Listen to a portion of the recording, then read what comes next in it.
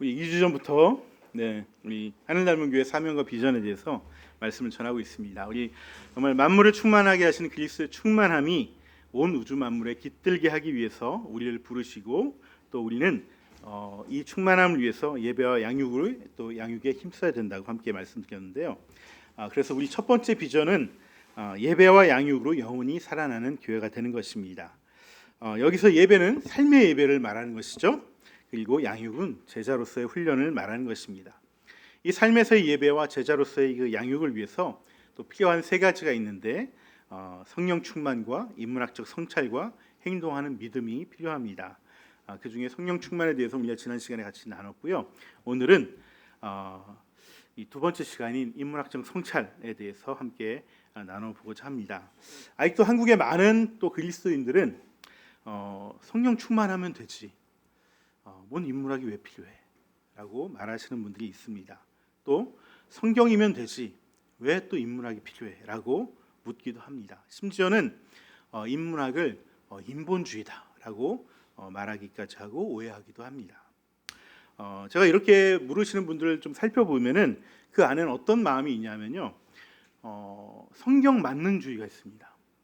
그리고 기도 만능주의가 있습니다. 또 예배 만능주의가 있습니다. 성경 만능주의, 기도 만능주의라는 것은요, 말씀과 기도, 이 예배만 많이 하고 열심히 하면은 모든 게 다 풀려 나간다. 모든 문제가 없어진다. 문제가 없다라는 어떤 생각입니다.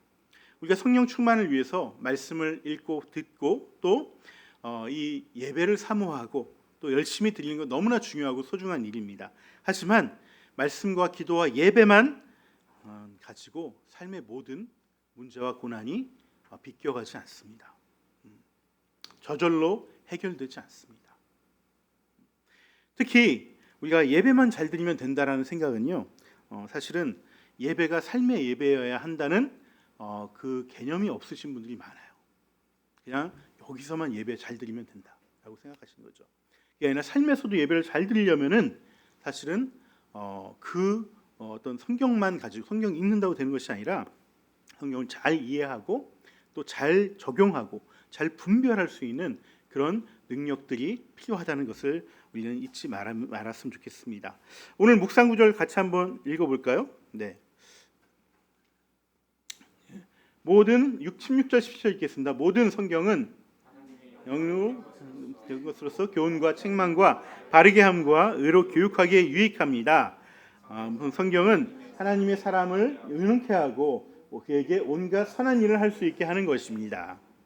제가 여기 성경 대신에요, 다 지우고 학교란 말을 한번 넣어봤습니다.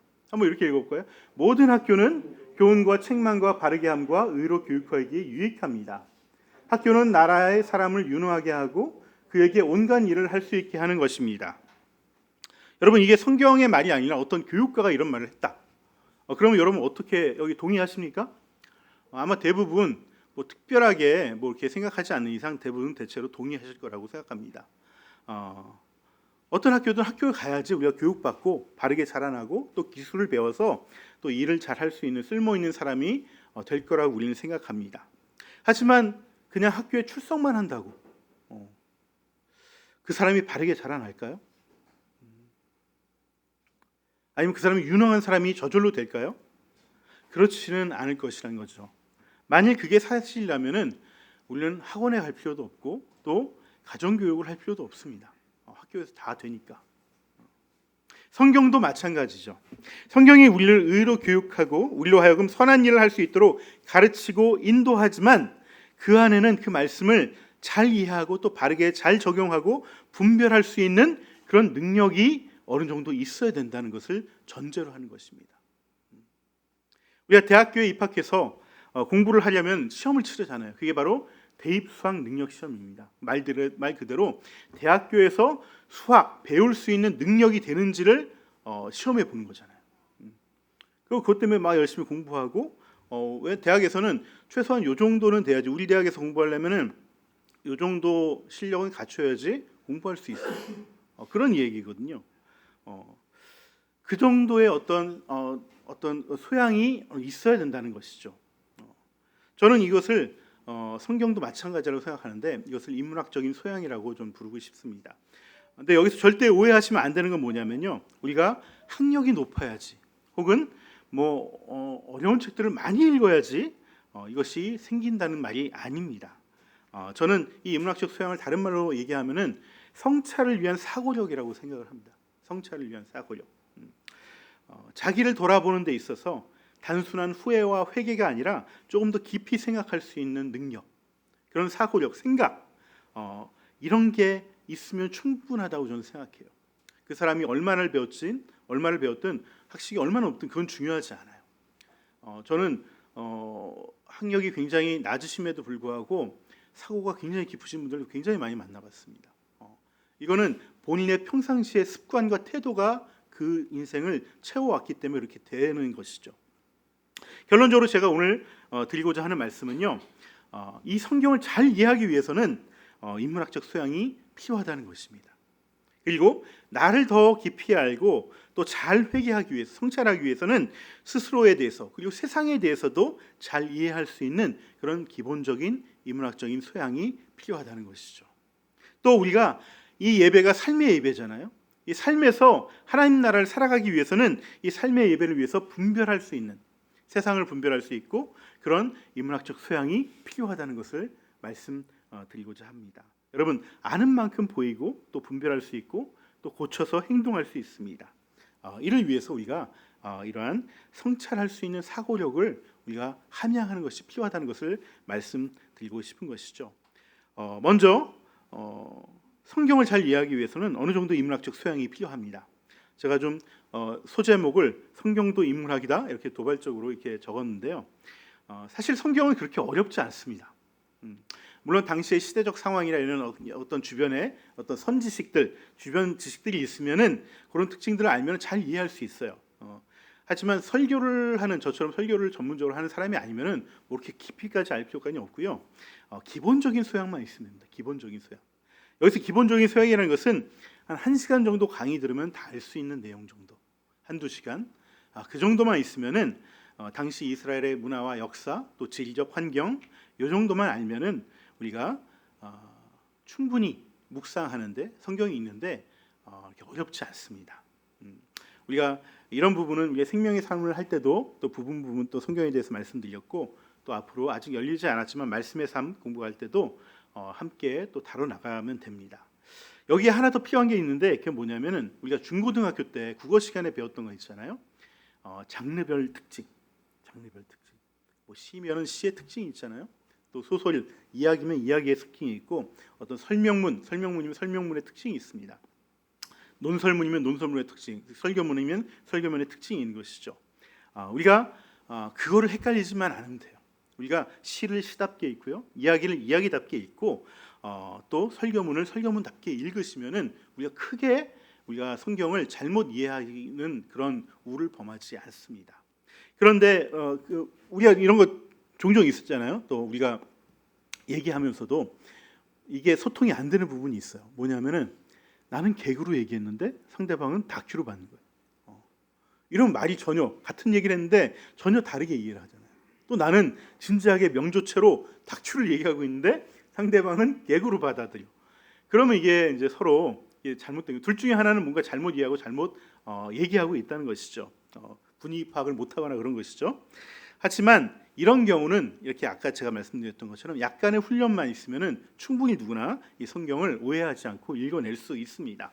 저는 그것보다 큰 문제가 뭐냐면은 성경을 너무나 거룩하게만 여겨서 해석에 부담감을 느끼는 게 문제라고 생각해요. 일반 성도들이 사실은 제가 보면은 저보다 뛰어나신 분들이 많거든요. 이분들 세상에서의 어려운 책들 착착 읽어냅니다. 그 책에 비하면 성경은 진짜 쉽게 씌워진 거거든요. 근데 성경만 갖다 대면은 성경이 무슨 뜻인지 모르겠다 그래요. 잘 모르겠다고 막 그렇습니다. 한 글자 한 글자마다 뭔가 특별함이 있을 것 같아서 너무 조심스러워하다 보니까, 너무 거룩하게 여기다 보니까 이것을 너무 이해하는데 어려움을 느낄 때가 많다는 것입니다. 그러다 보니까 이단들이 하는 이상한 해석들에는 그게 맞는 것 같아 라고 마음이 또 갈 때도 있다는 것이죠. 그래서 우리가 각자가 이 주체적으로 성경을 읽고 해석하는데 소극적이 되면 안 됩니다. 그리고 더욱 어려워하면 안 되고 쉽게 접근해야 된다는 것이죠. 우리가 성경을 볼 때요, 이러려면 우리가 성경을 볼 때 1차적으로 이 성경은요, 하나님이 직접 계시한 글이기 이전에 인간의 손을 거친 인간의 글이란 것을 잊으면 안 됩니다. 인간의 글이에요. 성경은 어느 날 하늘에서 뚝 떨어진 하나님의 계시의 말씀도 물론 있지만 그보다 더 많은 부분은, 성경에서 많은 부분은 그 계시의 말씀을 붙잡고 살았던 사람들의 삶의 이야기예요. 그 사람들의 기록이라는 것이죠. 성경에는 십계명과 같이 하나님이 직접 말씀하신 그 말씀도 있고요, 하나님의 말씀을 대언했던 선지자들의 그런 글도 있고요, 또 신약 성경에는 예수님이 직접 하신 말씀도 있습니다. 하지만 성경에서는 그보다 더 많은 부분을 할애하고 있는 것은 바로 이 직접적인 하나님의 음성이 아니라 그 말씀을 듣고 순종하며 살았던 사람들의 삶의 이야기, 혹은 불순종하며 반역하며 살았던 삶의 이야기들이 다 담겨져 있습니다. 여러분, 인문학을 뭐 이렇게 어렵게 설명하는 뭐 한도 끝도 없지만, 인문학은 그냥 사람 인자, 사람의 무늬가 담겨진 학문을 얘기하는 거예요. 사람의 흔적들이 담겨진 학문. 그런 의미에서 성경은 인문학이라고 얘기할 수 있는 것이죠. 그 속에 있는 뜻은 하나님의 뜻을 담고 있지만 겉은 인문학으로 포장이 되어 있는 거예요. 사람들의 이야기로 감싸져 있는 것이죠. 그래서 역사서가 있는 것이고요, 그 역사의 순간순간들을 살았던 사람들의 이야기가 담겨져 있는 것이죠. 또 시편 같은 경우는 보면은 아예 하나님의 말씀은 전혀 없습니다. 하나님이 하신 일에 대한 시인들의 감정, 원망, 감사, 기쁨, 찬양, 이런 것들이 다 적혀져 있죠. 우리 아가서를 보면요, 아예 하나님이란 단어는 나오지도 않습니다. 하지만 그 안에는 우리와 똑같은 하나님의 백성으로 살아갔던 사람들이 겪었던 애환과 기쁨과 하나님에 대한 생각들, 마음들이 고스란히 노래로, 또 시로, 또 이야기로 담겨져 있다는 것이에요. 이런 삶의 이야기를 무조건 이렇게 살아야 돼라고 어떤 교리서처럼, 하나의 정답만 있는 말씀처럼 읽으시면 안 됩니다. 나와 같은 사람들을 이 삶의 이야기로 읽으셔야 돼요. 그러면 성경이 재밌어집니다. 소설책처럼 재밌어집니다. 말씀 속에 등장하는 사람들이 성경 밖으로 툭툭 튀어나옵니다. 입체적으로 보이기 시작해요. 이 사람들도 나와 같이 하나님의 말씀이 부담스러워했었구나, 어려워했었구나, 순종하기 힘든 거였구나, 그 말씀대로 살아가기가 정말 힘들었구나. 그럼에도 도우심을 구하면서 어떻게 살아내 보다 보니까 정말 하나님 말씀이 맞구나 라는 것을 고백했다는 그 글을 읽는 거예요. 힘들어서 나 못하겠어, 포기했더니 안 좋은 결과가 있었구나. 이게 바로 우리가 성경을 인문학적 소양을 가지고 보는 방법이라는 것이죠. 여러분, 그래서 성경을 읽으실 때요, 우리가 문학을 읽듯이, 소설을 읽듯이 등장하는 사람들의 마음을 살피면서 읽어야 됩니다. 그 마음을, 사람들의 마음을 살피잖아요. 그러면 거기서 뭐가 보이냐면은 그 마음을 보고 계시는 하나님의 마음이 읽혀져요. 또 하나님의 마음을 보면서 읽으세요. 그러면 그 하나님의 마음을 보고 읽잖아요. 그러면 그 등장했던 사람들의 마음이 얼마나 완악한지가 보여요. 내가 얼마나 완악한지가 보입니다. 거기서 내 자신을 발견하고, 또 이런 내 모습에도 불구하고 여전히 나를 안타까워하시고 사랑하시는 그 하나님의 마음이, 감동이 전해지면서 내가 어떻게 될까요? 변화되는 것입니다. 정해진 교리적인 답을 안다고 우리가 변화되는 것이 아니에요. 성경에 등장하는 사람들의 삶을 통해서 우리의 모습을 직시하고 하나님의 마음을 읽어야지 우리가 변화되는 것입니다. 그래야 하나님의 말씀이 내 안에서 살아 숨쉬게 되는 것이죠. 여러분, 이렇게 읽으려면요, 구체적인 방법이 있습니다. 제가 여러 가지 방법을 해봤는데 이 방법이 참 좋습니다. 뭐냐면 고전적인 방법입니다. 우리 동양 고전을 읽는 방법 중에 하나가 뭐냐면 독서 백편 의자현이란 말이 있습니다. 독서, 그러니까 책을 읽되 100번을 읽으면은 그 뜻이 저절로 알게 된다는 거예요. 저절로. 그러니까 옛날에 우리 서당에서는 뭐 쓰거나 이런 거 하지 않습니다. 뭐 요점 정리 이런 거 안 하죠. 어떻게 계속 처음부터 끝까지 뭐 공자월 맹자월 하면서 그 경전, 유교 경전, 유교를 계속 수없이 반복해서 읽죠. 그럼 저절로 그 뜻이 알게 된다는 것입니다. 실제로 한나라에 동우라는 학자가 있었는데 이 학자는 이제 왕의 이제 선생까지 오르게 된 아주 유명한 학자인데 이분이 늘 이렇게 독서백편 의자현이라는 방법으로 이 어떤 이 사사삼경을 계속해서 읽었던 것입니다. 근데 이 제자들에게도 그렇게 똑같이 가르쳤어요. 근데 제자들이 아니 어떻게 이걸 100번을 읽습니까? 나는 시간 없어서 도저히 못 읽겠네요. 이렇게 막 이렇게 제자들이 볼멘 소리를 하는 거예요. 그러자 이 동우라는 학자가 뭐라고 얘기하냐면 여분의 시간에 읽어야 된다 이렇게 얘기합니다. 우리가 사계절 있잖아요. 봄, 여름, 가을, 겨울 있으면은 농번기인 겨울에 읽고 하루에 여분인 저녁에 일 다 마치고 읽고 또 살다가 비 오는 날 일 못하게 되면 그때 읽고 그렇게 읽으면 다 된다라고 얘기하시는 거죠. 여러분 그래서 이것을 읽지 못한다는 것은 핑계다 이렇게 말씀하셨던 거예요.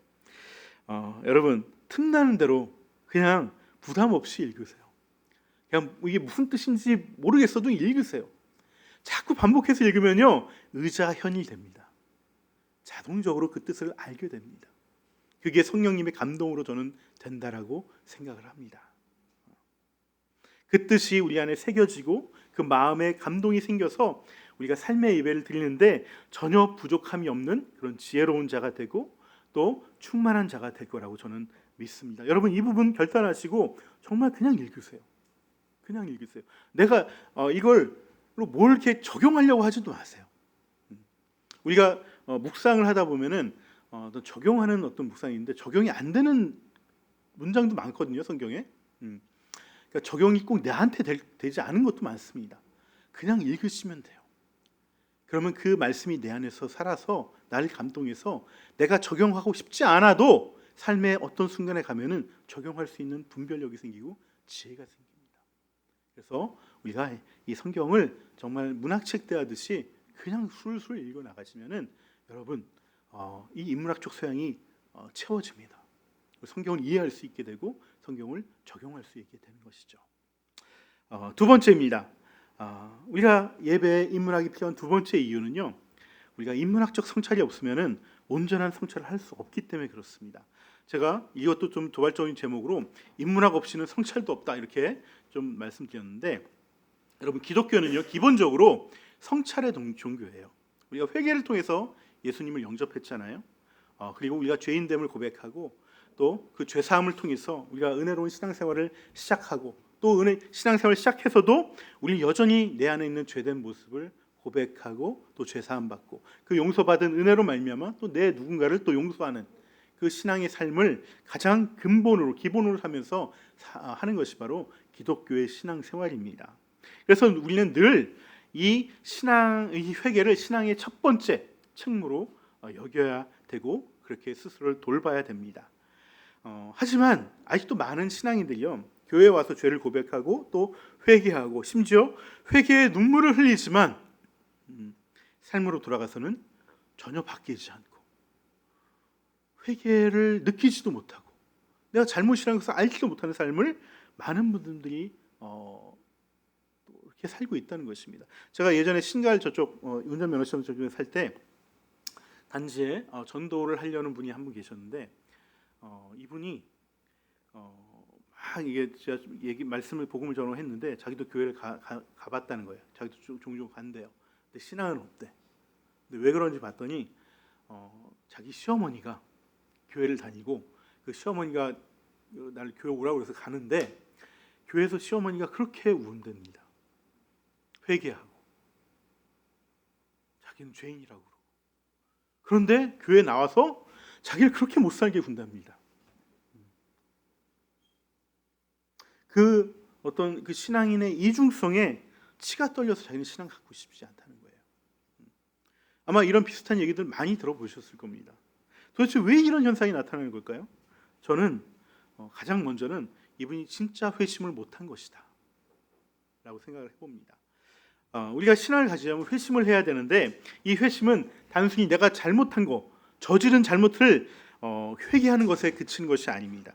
그 잘못을 포함해서 회심이라는 것은 내 존재 자체가 늘 잘못할 수밖에 없는 늘 죄를 탐닉하는 그런 죄인이라는 것을 깨닫는 거예요.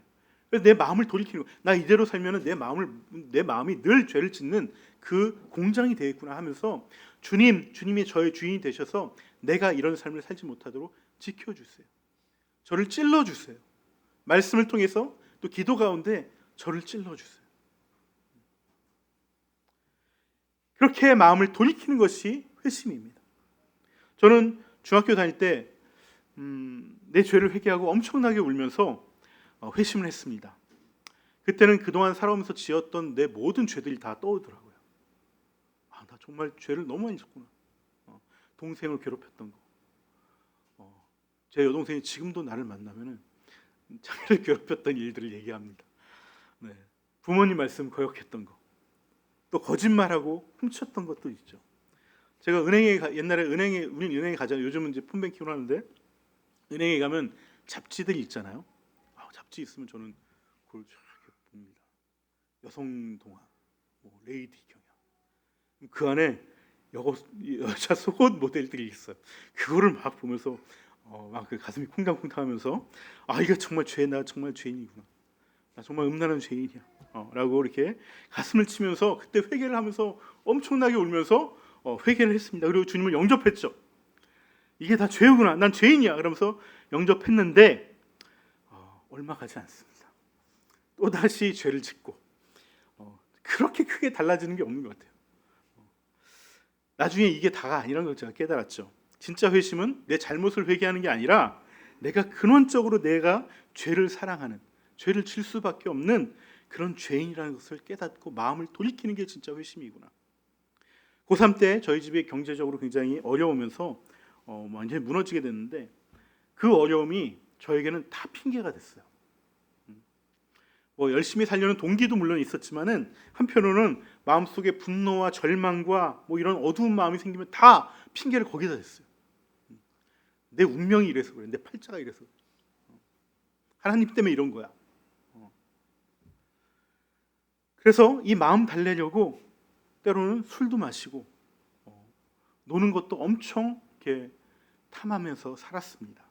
입도 굉장히 거칠었습니다.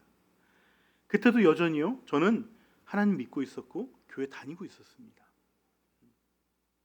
그때 내 스스로 나는 정말 죄의 노예구나.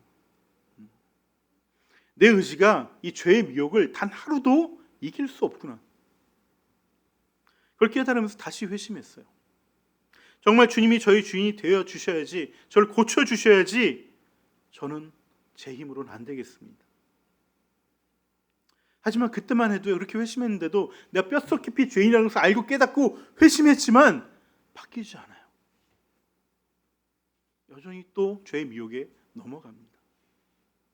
왜냐하면 내가 내 마음을 다 모르기 때문에 그래요. 내가 죄인이라는 것을 알고 죄의 본성이 있다는 걸 알지만 삶이 여전히 힘들고 그 속에서 모든 삶의 고난들이 내 속에 있는 상처를 건들 때마다 내 안에서 죄가 뿜어져 나온다는, 내 상처가 뭔지도 몰랐고 내 마음이 어떻게 돼 있는지도 몰랐고 그렇기 때문에 이 죄를 막을 방법이 없었던 것이죠. 하지만 그 와중에도 내가 뼛속 깊이 죄인이라는 것을 알았기 때문에 마음 깊이 주님을 붙잡고 주님, 저를 좀 살려주세요. 어떻게 하면 됩니까? 그래서 그때부터 막 이리저리 공부하기 시작했습니다. 심리학도 공부하고 코칭도 공부하고 여러 가지 공부했습니다. 그 결과 내 마음의 기질과 그 기질 때문에 생긴 내 마음의 방어 기제가 상처를 만들어내고 나를 계속해서 죄의 노예로 살아가도록 만들고 있다는 것을 깨달았습니다. 뿐만 아니라 내 마음속에 상처만 해결된다고 되는 게 아니라 그런 상처를 갖고 살아가는 사람들이 너무나 많아. 그 사람들이 모여서 뭘 만듭니까? 사회를 만들었어요. 그 사회를 만든 그 사람들이 만든 사회는요, 악이 구조화되어 있어요. 정치와 문화와 예술과 교육과 미디어가 다 악한 모습들이 다 숨겨져 있습니다. 겉은 번지르게 포장되어 있죠. 우리 그걸 아무 생각 없이 다 받아들여요. 그리고 그대로 살아갑니다.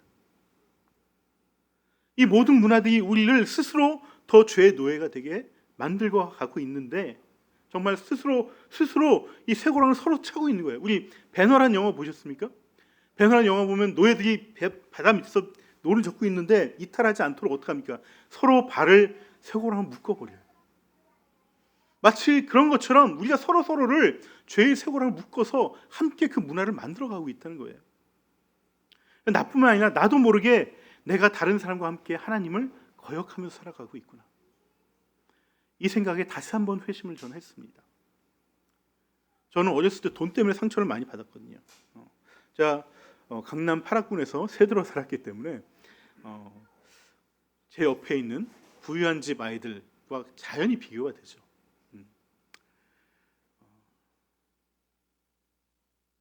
요사이처럼 심하지는 않았지만 제 모습을 놀리는 친구들도 있었습니다.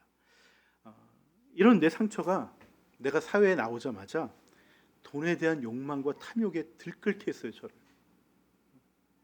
온갖 광고와 미디어와 사람들 대화 속에서 항상 얘기하는 게 뭐예요? 돈이면 다 된다. 그 돈만 있으면 우리 행복하게 해준다. 그렇게 다 세뇌가 되었어요. 나도 세뇌가 된 거예요. 그 속에 있다 보면 돈을 많이 벌어야 될 거 성공하는 것 같고요. 또 돈을 많이 벌어야 인생이 행복할 것 같고, 정말 조금이라도 없으면은 당장 죽을 것 같아. 진짜 그 공포가 내 심장을 막 눌러요. 난 아버지도 돈이 없고 나도 돈이 없는데 지금 내가 돈이 안 벌린다 그러면 막 그 두려움이 나를 사로잡아서 나를 정말 너무나 힘들게 하는 거예요. 그러다 보니까 하나님의 뜻은 중요한 게 그건 두 번째고요. 그냥 내 마음대로 돈에 중독되어 살아가는 것이죠. 안 그러면 불안하니까. 뭔가 내가 벌고 있지 않으면 불안하니까.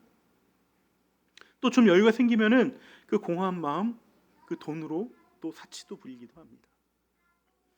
정말 우리 사회에 있는 그 극심한 그 금융 자본주의가 가져온 그 정말 뭐라고 얘기할까요? 극단적인 이 양극화가 가져온 그 속에서 많은 사람들이 이 피라미드의 정점을 바라보고 있어요. 다 거기 가려고.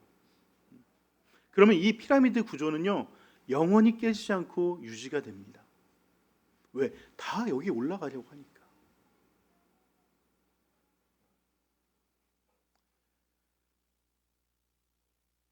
결국 모두가 다 우상 숭배의 삶을 살아가게 되는 것이죠.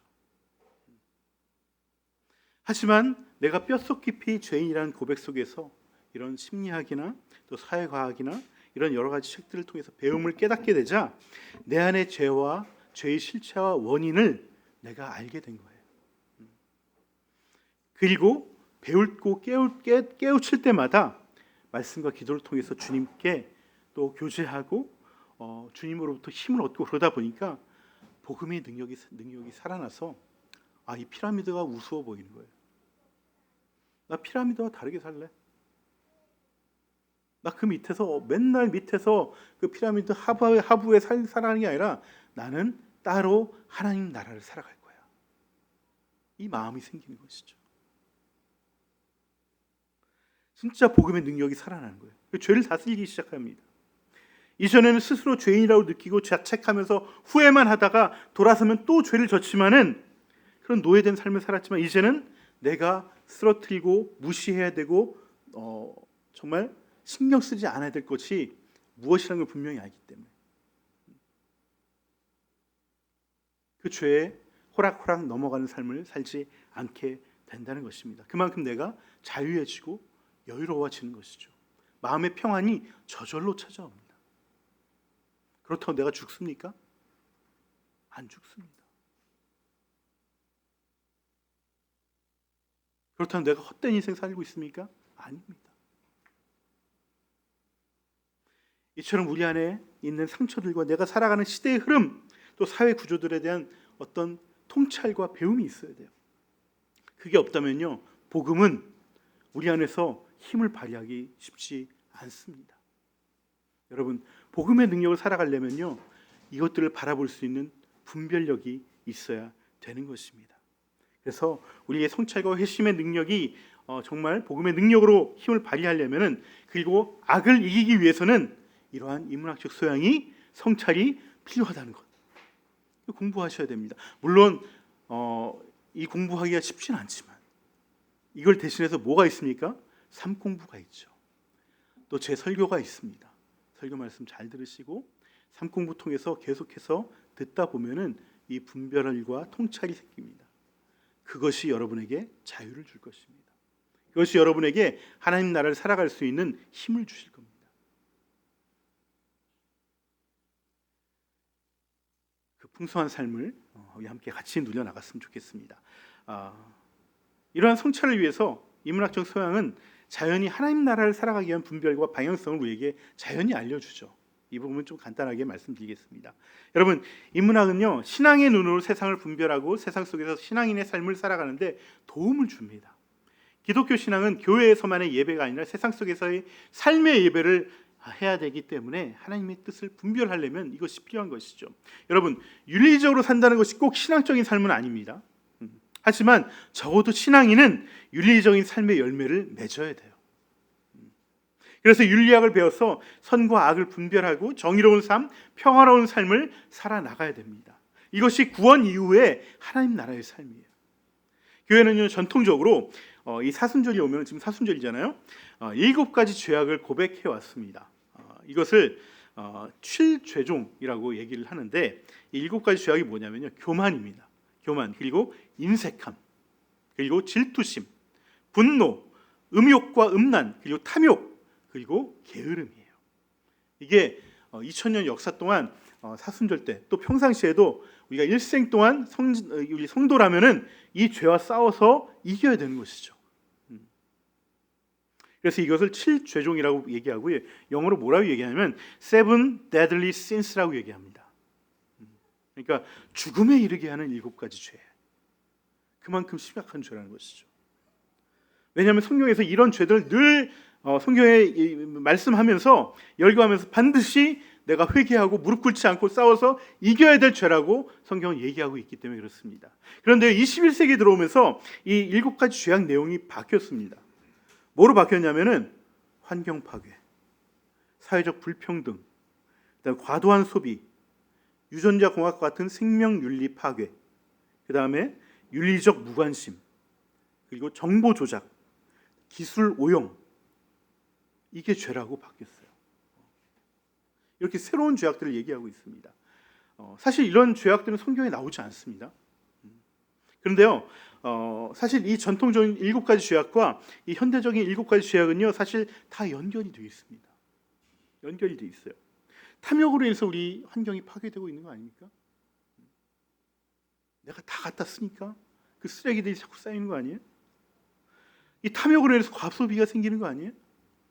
인색함 때문에 타인에 대해서 우리가 무관심하잖아요. 또 음란함이 현대인들에게 이 음란이 죄가 아니라고 이 윤리에, 이 성윤리에 대해서 다들 무관심합니다. 흐지부지 돼 있어요. 분노가 어떻게 바뀝니까? 정치화되고 있어요. 그래서 이념을 위해서는 전쟁과 폭력도 할 수 있어. 기득권 유지라는 이 탐욕을 위해서 우리는 불평등 해소에 관심을 기울이지 않습니다. 이렇게 전통적인 죄악은요, 현대의 죄악된 모습으로 연결이 다 돼 있어요. 근데 이 연결은요, 인문학적인 사색을 통해서 연결이 되는 거예요. 이게 성찰이 없으면은 우리는 이것에 대해서, 현대에 일어나고 있는 이 죄악에 대해서 이것이 성경이 말하고 있는 죄라고 전혀 분별을 할 수 없는 것이죠. 이런 현대적 윤리에 우리가 눈을 감는다면은 우리는 성경에 대해서 눈을 감는 것과 마찬가지라는 것입니다. 그래서 우리가 이 성경의 원리와 뜻대로 우리가 살아가려면은 이러한 인문학의 도움이 필요하다는 것이죠. 여러분, 성경은 2000년 전이나 3000년 전이나 전혀 달라지지 않습니다. 토시 하나 바뀌지 않았습니다. 하지만 세상은 계속적으로 변하고 있고요, 악도 진화하고 발전하고 있습니다. 그리고 사회 구조 속에서 교묘하게 숨겨져 있습니다. 하나님께서는 합력하여 선을 이루듯이 사단도 합력하여 악을 이루어가고 있어요. 그 속에서 우리가 진짜 예배자로 살아가려면은 반드시 이 인문학적인 어떤 탐색과 어떤 성찰을 통해서 죄를 분별하고 그 반대의 길로 가야 될 줄 믿습니다. 말씀을 맺겠습니다. 여러분, 모든 신학은요, 성경에 대한 당대의 인문학적인 질문에 대한 답변입니다. 교회 첫 신학이라고 할 수 있는 이 교부 신학, 우리 오리게네스나 아우스티누스 같은 교부들이 만든 신학은요, 성경과 그리스 철학이 만나서 태어난 것입니다.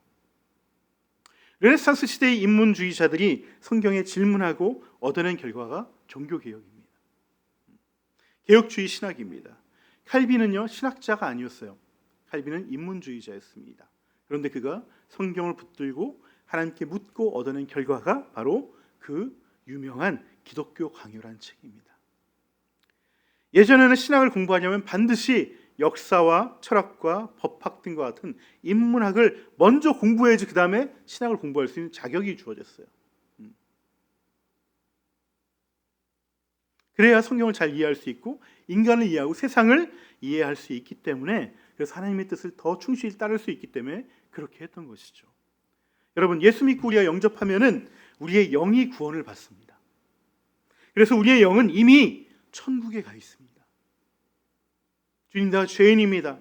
주님을 영접합니다. 주님께서 너를 다스려 주시고 주님께서 저희 주인 되어 주십시오. 이 고백을 한순간 우리의 영은 천국에 가 있습니다. 구원을 받은 것이죠. 하지만 구원 이후의 삶이 남겨져 있습니다.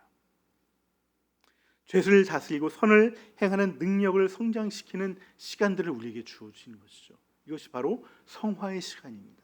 성화의 시간. 우리의 남은 생은요, 성화를 위한 기간이에요.